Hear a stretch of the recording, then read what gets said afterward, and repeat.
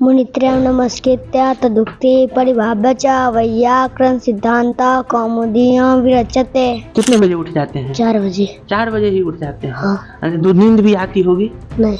संस्कृत को अब महत्व दी जा रही है जिस तरह से दी जानी चाहिए, और हमारा और बहुत सारे विद्यार्थियों का मानना है कि संस्कृत पढ़ के सिर्फ पंडित या फिर आप प्रोफेसर ही नहीं, आप कोई रिसर्चर भी बन सकते हैं। अब वैसा समय नहीं है कि आप डिग्री लेकर के नौकरी पा लेंगे, अब प्रतियोगी परीक्षा पास करनी होती है। संस्कृत सर्वस्वम नाम का एक मैंने कोचिंग खोला, उससे 150 लगभग बच्चे पढ़ करके अभी स्कूलों में कार्यरत हैं शिक्षक के रूप में। नमस्कार, मेरा नाम सानू झा है और आप लाइव सिटीज़ बिहार के मधुबनी जिला अंतर्गत सरिसापाही से देखना शुरू कर चुके हैं। हम लगातार अपनी सभ्यता, संस्कृति और संस्कृत से विमुख होते जा रहे हैं, लेकिन जिस जगह पे अभी हमारी मौजूदगी है वहाँ आज भी संस्कृत जीवंत है और आज भी गुरुकुल शिक्षा के तहत ये तमाम बच्चे यहाँ पे शिक्षार्थी के रूप में यहाँ मौजूद हैं। आप देख सकते हैं कि कितने बेहतर तरीके से इनका पारंपरिक वस्त्र है और उस वस्त्र के साथ ये सभी मंत्रोच्चारण करते हैं। इनकी दिनचर्या क्या होती है, कितने नन्हे नन्हे बच्चे हैं जो पाश्चात्य जो सभ्यता है यानी इंग्लिश मीडियम जिसे हम लोग कहते हैं, क्या इन बच्चों के मन में भी है कि हमें भी इंग्लिश मीडियम में पढ़ना चाहिए? इनकी अनुभूति क्या होती है? ये एक पारंपरिक शिक्षा है, जिस शिक्षा को श्री कृष्ण ने ग्रहण किया, जिस शिक्षा को राम ने ग्रहण किया, और आज भी अगर ये शिक्षा यहाँ जीवंत है तो ये मिथिला ही इसको जीवंत करके रखा है। जहाँ के भूमि के तिल तिल पर यज्ञ हुआ हो, टीका लिखी गई हो, उपन्यास का उच्चारण हुआ हो, जहाँ विद्वानों का स्थली हो, उसी स्थल पर अभी हमारी मौजूदगी है और संस्कृत में ये तमाम बच्चे यहाँ पे विद्या को ग्रहण करते हैं, दक्ष होते हैं। और उन्हीं बच्चों के बनिस्पत जो बच्चे अंग्रेजी में अपनी शिक्षा को ग्रहण करते हैं, जैसे वे अपने भविष्य को संवारते हैं, सजाते हैं, कमाते हैं, अपनी जिंदगी को एक सुचारूबद्ध तरीके से एक पटरी पे ले जाते हैं, ठीक उन्हीं के समकक्ष ये बच्चे भी कमाते हैं, एक अच्छी जीवन शैली डेवलप करते हैं। इनकी क्या यहाँ की हालोदशा है ये आप देख सकते हैं कि काफ़ी छोटे बच्चे भी हैं। उसके बाद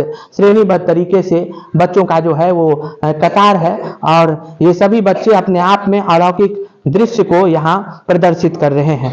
कहाँ घर हुआ? क्योटा। कहाँ? क्योटा। क्योटा से यहाँ आए हैं। तो यहाँ दिनचर्या कैसे शुरू होती है आप लोगों की? सुबह में। हाँ, सुबह में क्या करते हैं? सुबह में 4 बजे उठते हैं, उसके बाद नहाते हैं, फिर संध्या वंदन होता है, फिर भोजन रुद्रा अभिषेक होता है, उसके बाद भोजन, फिर पढ़ाई। यही दिनचर्या होती है आप लोगों की कि सुबह उठना? कितने बजे उठ जाते हैं? 4 बजे। 4 बजे ही उठ जाते हैं। अच्छा, ऐसा भी लगता है कि आप जिस घर से आते, कहाँ घर हुआ? बरसाम से आए हैं, तो ऐसा भी होता है कि आपके जो छोटे भाई बहन हैं, कुछ ऐसे भी भाई बहन होंगे जो बगल के किसी इंग्लिश स्कूल में पढ़ते होंगे, तो ऐसा होता है कि हमें भी इंग्लिश पढ़ना चाहिए? नहीं होता है। क्यों नहीं होता है? हम लोगों का जो इंग्लिश पढ़ने का मन नहीं करता है? नहीं करता है। नहीं। अब इसके बाद क्या बनना है? IAS बनना है। तो ये बच्चे भी, मैंने पहले ही बताया कि उन तमाम बच्चों के जैसे ही हैं जो बच्चे इंग्लिश मीडियम में पढ़ते हैं। जिस तरीके से उनकी जीवन शैली होती है वैसी जीवन शैली तो नहीं होती है, लेकिन बाद में इनका जो भविष्य होता है वो वैसे ही होता है। कहाँ घर हुआ? उगरा। कहाँ पे? उगरा। अच्छा, तो यहाँ से दूर है? हाँ। काफी दूर है। हाँ। सुबह कितने बजे उठ जाते हैं? 4 बजे। 4 बजे ही उठ जाते हैं। हाँ। तो नींद भी आती होगी? नहीं। अब आदत हो गई है। हाँ। हैं? हाँ। कहाँ घर हुआ? सिजौल। हाँ। सिजौल से आकर के संस्कृत में कुछ सुनाइए ना। मुनित्रयं नमस्कृत्य तदुक्ते परिभाव्य च वैयाकरण सिद्धांत कौमुदीयां विरच्यते। इसका अर्थ भी पता है? नहीं पता है। और समाहित्यानि तंत्राणि संस्कृते प्रति संस्कृते संपूर्णमुच्यते वर्गे नाम लिंगानुशासनम। और भी कुछ पता है? और ओ यस्य ज्ञान दया सिंधो रघादस्य रघागुणा सेव्यतामक्षयो धीरा सौशील्य चामृताय च। आज के इस मॉडर्न युग में ये कहीं ना कहीं आप लोगों को इसमें डर भी लगता है या फिर लगता है कि हमारा भविष्य सिक्योर है? जी देखिए, जहाँ तक संस्कृत भाषा का अध्ययन करने की बात है, तो संस्कृत भाषा का जब हम अध्ययन कर रहे हैं तो संस्कृत भाषा जो है वो प्राचीन भाषा मानी जाती है और है भी। अपने भविष्य को लेकर के डर लगता है इस भाषा में? जी, संस्कृत भाषा का अध्ययन करते हुए किसी भी विद्यार्थी को यहाँ पे डर नहीं लगता है। नहीं, आज के इस बदलते दौर में जहाँ लोग इंग्लिश को प्राथमिकता दे रहे हैं तो उसमें आप लोग संस्कृत को चुने हैं। ये एक पौराणिक सभ्यता है, हमारी संस्कृति है जो कि अब नहीं है, लेकिन इस बदलते इस आर्थिक दौर में इसमें कहाँ अपने आप को फिट बैठते हैं? जी, इस बदलते युग में भी लोगों का मानना है और ऐसा देखा भी जा रहा है बहुत सारे देशों के द्वारा कि संस्कृत को अब महत्व दी जा रही है जिस तरह से दी जानी चाहिए। और हमारा और बहुत सारे विद्यार्थियों का मानना है कि संस्कृत पढ़ के सिर्फ पंडित या फिर आप प्रोफेसर ही नहीं, आप कोई रिसर्चर भी बन सकते हैं। आप एक अच्छे प्रोफेसर ही नहीं, आप क्या कहते हैं, एक अच्छे इंसान भी बन सकते हैं संस्कृत पढ़ के और ज्ञाता हो सकते हैं। जिस प्रकार से हम लोग मेहनत कर रहे हैं, संस्कृत को आगे बढ़ाना चाह रहे हैं, कहा जाता है संस्कृत की मृत भाषा है, उससे हम लोग जीवन देने का प्रयास कर रहे हैं। उसमें अगर कोई बोलेगा कि नहीं हमारा बच्चा कमजोर है, इसको वहाँ भेज देते हैं, उससे काम चल जाएगा संस्कृत, तो उससे होता है कि नहीं, फिर से उसे मृत भाषा बनाने में समाज सहयोग कर रहा है। लोगों का आत्मा जो है वो कलपता है। बिल्कुल कलपता है, कल्पेगा ही आत्मा।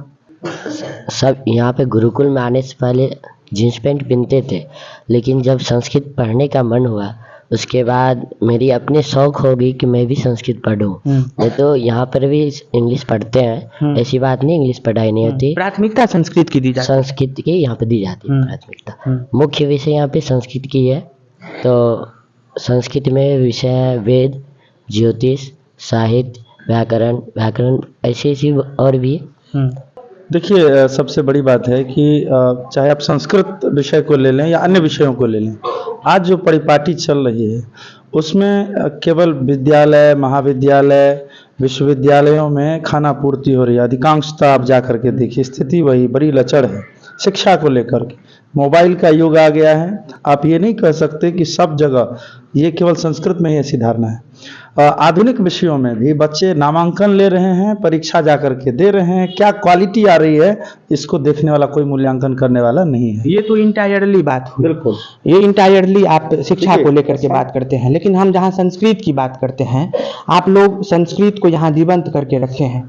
समाज जो है वो अगर मिथिला किसी को लेकर के अगर आगे बढ़ रहा है, उसमें संस्कृत भी बहुत महत्वपूर्ण भूमिका निभाती है।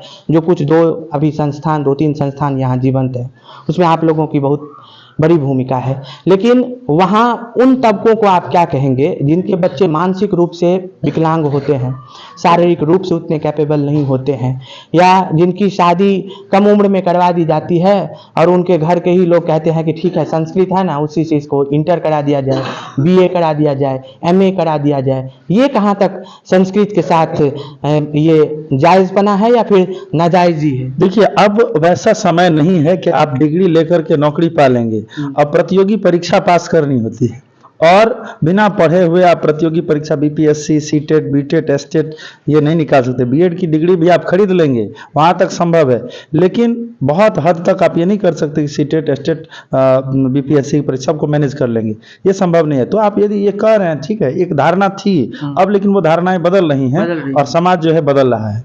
तो संस्कृत को बढ़ावा मिला है कंप्यूटर लैंग्वेज के रूप में। यहाँ किन किन चीज़ों की पढ़ाई होती है? यहाँ तो वेद, व्याकरण, साहित्य, ज्योतिष, धर्मशास्त्र, खास करके मेरा अपना जो मतलब क्षेत्र रहा है वो कॉम्पिटिटिव लाइन से मैं जुड़ा हुआ रहा और मैंने 7 बार नेट क्वालिफाई किया, 2 बार जेआरएफ किया है, सीटेट, बीटेट, एसटेट सब मैंने क्वालिफाई किया। 3 जगह परमानेंट नौकरी, उससे पहले गेस्ट लेक्चरर में बनगांव महिषी में था, फिर जगदीश नारायण ब्रह्मचर्य आश्रम लगमा में मैं 4 साल तक कार्यरत रहा लगातार।